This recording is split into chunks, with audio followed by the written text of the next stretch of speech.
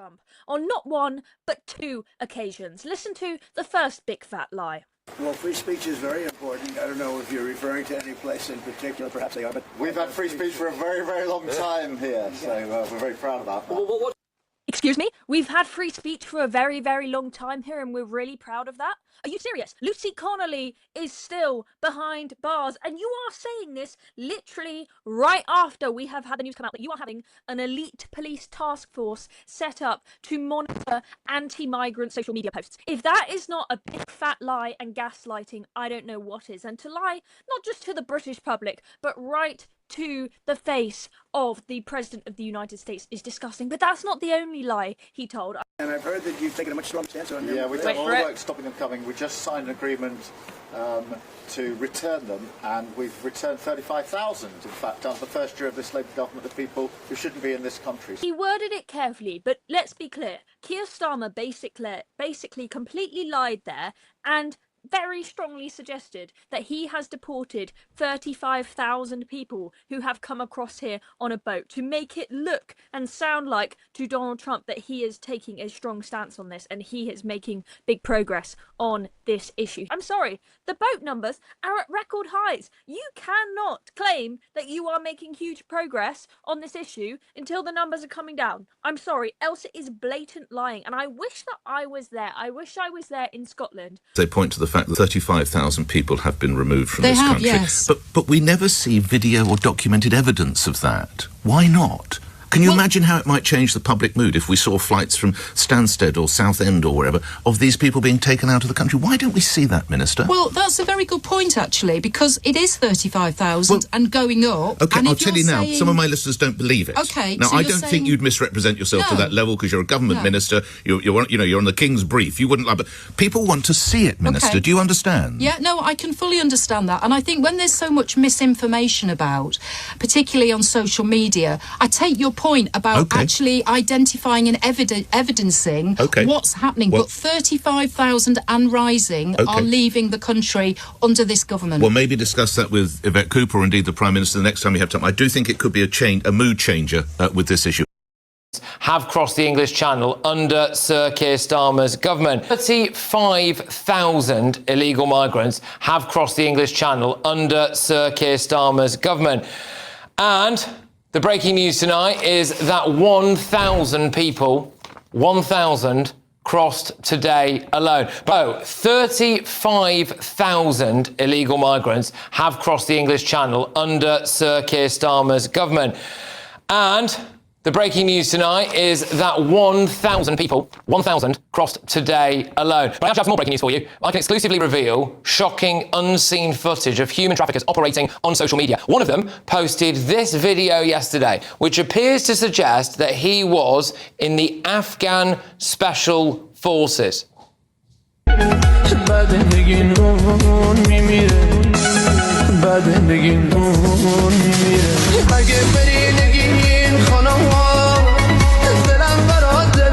Hotels are largely empty. The Home Office says that accommodation is needed for 37,000 asylum seekers here in the UK. Causing it, just never quite knowing what these people might get up to? Essentially, yeah. You know, when you hear the story, obviously, of one of our own knives in the room, what was the purpose for them taking that knife in the first place? Yeah. You know, you don't know whether they were planning to attack a member of security, a member of housekeeping the next time they tried to clean the room. You know, essentially, you're in a very dangerous position because no one knows who these people are and no one knows what these people are capable of. And you said that one time somebody didn't like the free food they were offered and kicked off and attacked one of the members of staff? They did, yeah. They assaulted a member of security, just simply because they didn't like what was on offer for food. Unbelievable. And what about the local community? Did you talk to people from the local community who were concerned about the asylum seeker hotels in their midst? Not at the time. I'll be honest, when I worked there was very little going on regarding the hotels that I was working at. So it was all, you know, everything was kept very quiet. A lot of people wasn't actually aware that these hotels house these people, which is, again, another massive problem. There's communities where these hotels are people, there could be 100, 200 people that no one's got absolutely any record of, and they're walking around, you know, willy-nilly doing as they please. I'm guessing that that you weren't exactly paid a fortune to work at these places? No, it was minimum wage. For everybody, yeah? Yeah. Did the hotels that you worked in, do they have swimming pools, anything like that? No, they didn't. No. But would you, what would you rate them as? 3-star, something like that? Yeah, probably 3-4 star. I mean, they had pool table. They all had brand new TVs in their rooms. All got all their bedding replaced once a week. So, you know. They had brand new TVs in their rooms, yeah? Yeah. If a TV went wrong, normally within 24 hours, they'd have, you know, a replacement up on their wall. Unbelievable. And these companies that take over the hotels, I mean, what do they do to the hotels when they get hold of them? I mean, presumably, I've read they get rid of all the existing staff and replace them with cheaper workers. That didn't happen with us. Like I said in one of my videos, when I first started there, it was open to the general public, and obviously they accepted the contracts whilst I was there. And I had a newborn baby on the way, so at the time I couldn't risk to lose the job. So in a way, I felt I had no way to stay on. Right. So I did, and then eventually I started my own business and I left. And did you feel threatened by these people? Did anybody ever threaten you personally? Personally, I never got threatened, no. But there is just sort of an atmosphere when you walk into them places. Yeah, and the asylum seekers who are in these hotels, or in your experience, I mean, did they sort of feel like they'd be there forever, or what were their plans as far as you could work out? To be honest, I think a lot of them had hoped that they weren't going to be there long.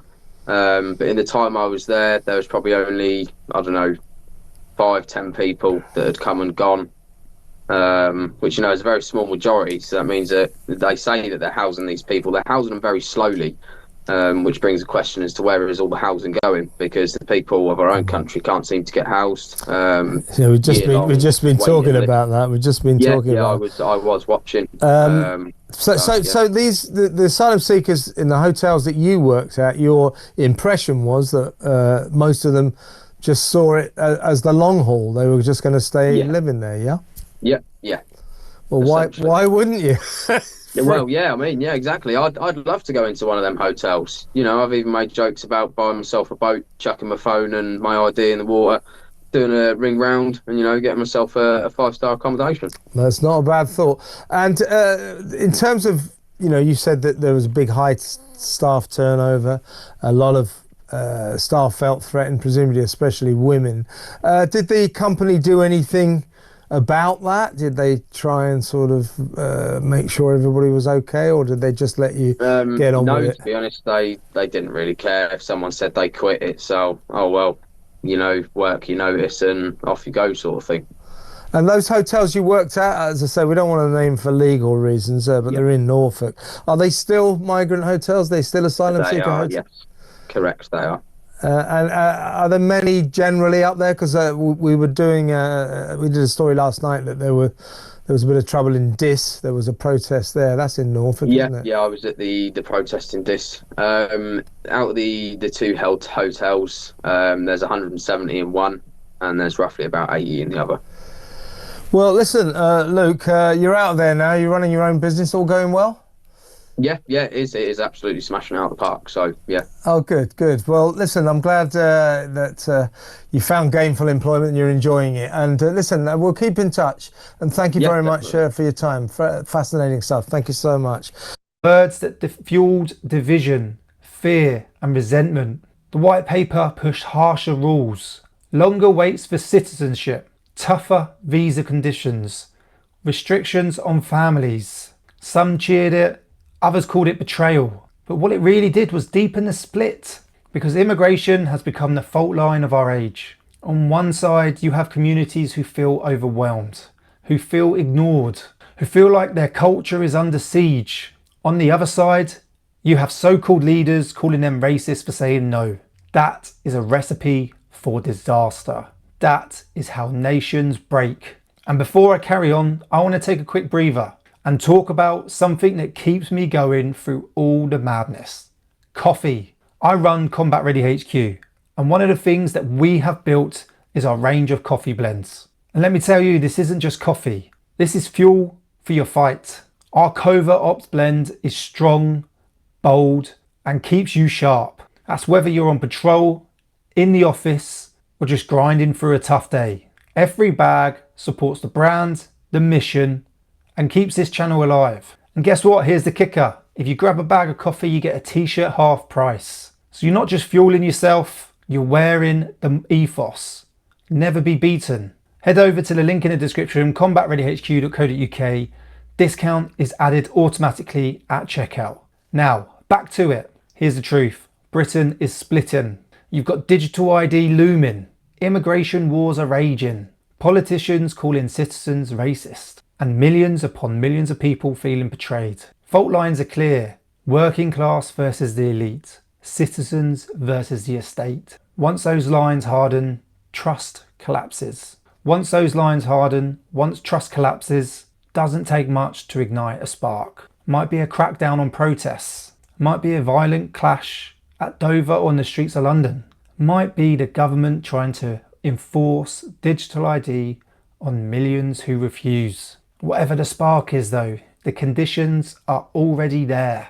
And when it comes, you'll see escalation fast. So what happens if the worst comes true? What happens if Britain slips into civil conflict? You'll see resistant movements, people building underground networks, communities organising for themselves, parallel systems rising up outside of government control. You'll see petitions, protests, and yes, probably riots. Because when the people feel unheard, they make themselves heard by voice. They make themselves heard by force. But you also see something else, resilience. Ordinary people stepping up, veterans, workers, parents, defending their communities, looking out for their own, refusing to surrender their identity to a government that despises them. That's what gives me hope, because I know the British spirit. I've served with men and women who never gave up, and I believe that spirit is still there, still waiting, still ready. So let me end with this. Civil war isn't just a fantasy. It's not just something that happens in far off countries. It happens when trust dies. It happens when leaders betray the people. It happens when division becomes the norm. And right now, Britain is walking that path. But here's the choice. We can either sleep through it, pretend it isn't happening, or we can wake up and together and protect what's ours. You might think I'm being pessimistic. I call it vigilance. And if something doesn't happen right now, if something doesn't change, then the storm is going to come. We need to break this division. We need to get leaders who love and protect the people. And we need to break out of what is coming. We've got our priorities all wrong in this country. Today I went to visit Wickford in Essex, which is set to be the latest in a long line of towns to have an asylum seeker hotel. But nothing sums up the total lunacy of this government's approach to asylum seekers than what I witnessed today. This particular hotel is on a road populated by mostly elderly people in their retirement. They have worked their entire lives and paid their taxes. They've saved up so that they can spend their final years in peace and quiet in what is a lovely part of the world. And then one day, boom, without any warning whatsoever, they're told that 100 asylum seekers are moving in next door. Now, by definition, we don't know who all these people are. We don't know anything about them. And yet we'll plant 100 of them in the middle of nowhere with nothing to do all day, almost no security whatsoever, in a hotel that has a public footpath leading directly to a nursery school. And then, on top of that, there were people who use that hotel as their long-term place of residence, people who block book it out for months at a time, people who use it so that they can technically have an address so that they can see their children at the weekends. And they've been turfed out now just to make way for these people. Just have a look now at the devastating impact that this has had on one man who is trained to be a firefighter, so basically a public servant, a man willing to risk his life for people like you and I in times of absolute crisis. He will now no longer be able to see his children because of a result of him being made homeless for these people. Check this out. I got a knock on the door Wednesday last week telling me that I've got to leave the hotel after 2 years of paying my rent. because asylum seekers are taking the hotel. In a nutshell, as a result of this hotel, supposedly anyway, about to accommodate asylum seekers, they've now made British citizens homeless and unable to see their kids. But they've made them intentionally homeless because they've made us sign letters saying that we have voluntarily left the hotel. As a result of this, I could break down crying now, bruv. Ruins me. Stress me out to the max. But it's not just the fact that it's happening, is it? It's the fact that it's all being done in secret. It's all cloak and dagger. It's all clandestine. It's all wrong. It's almost like they have something to hide, isn't it? Nobody will ever be able to convince me that a full-blown British citizen who has worked and paid into the system his or her whole life should be turfed out so that we can make way for what some people would regard as illegal immigrants, so that the taxpayer can put them into a semi-luxury hotel with 3 square meals a day.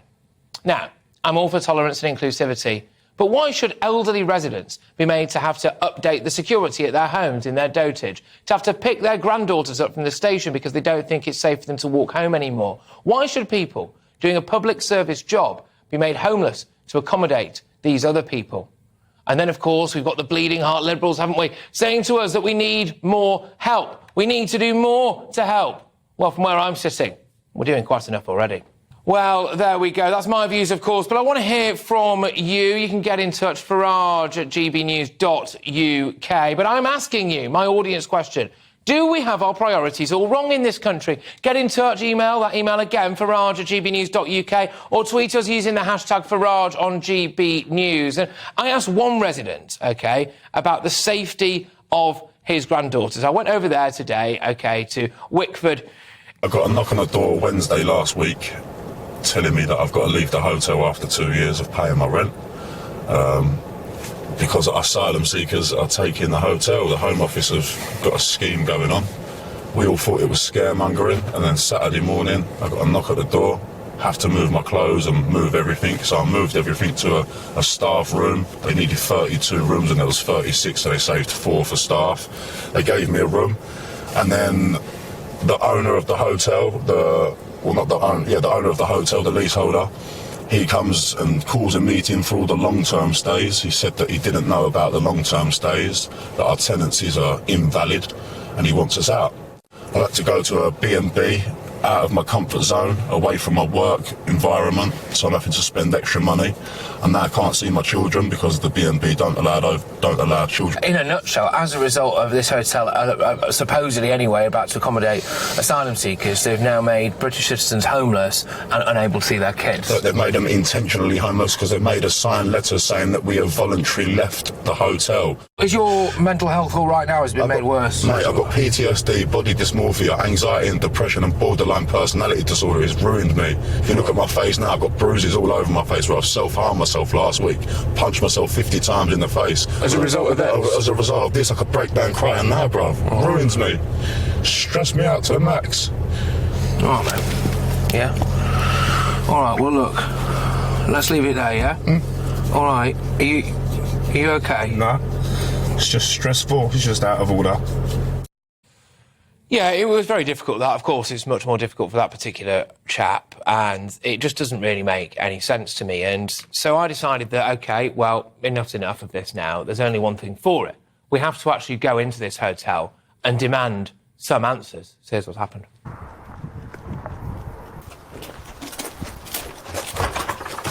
Oh, hello there. Is it possible to speak to the management at all? Do you want to come in? Is that all right? Oh, thank you. Lovely. Cheers. Thank you so much. Gosh. Yeah? Oh, hello, mate. You all right? Yeah. Thank you. You can leave. I'll ring the police. Is it possible to have a quick chat with you about what's happening at the hotel? It's just... Please. We just want to give you a right of reply on some quite serious allegations. So it's just, we've been told that potentially some people have been made homeless to accommodate the asylum seekers, and we just wondered if you would like to comment on that. Yeah. Can you just tell us what you're going to do to make sure the place stays secure? Because there's a direct footpath to a nursery school there, and just wanted to make sure that none of the asylum seekers were going to be able to do anything about that now. Can you leave the building, please? You're actually, like, illegally entering the building. It's just a massive public interest, is the thing. But it's not, because it's actually been shut down, so... Has the Home Office paid you a lot of money? give the right. Can you leave? That's fine. That's all right, mate. No, I've got to give you the right to reply to some serious allegations. That's all. Guys, could you please leave? Are you going to consult any of the residents about this? Can you leave, please? Okay. All right. Fine. Fair enough. Cheers, guys. Thank you. Thank you. Cheers, mate. Take care. We won't put you in, mate.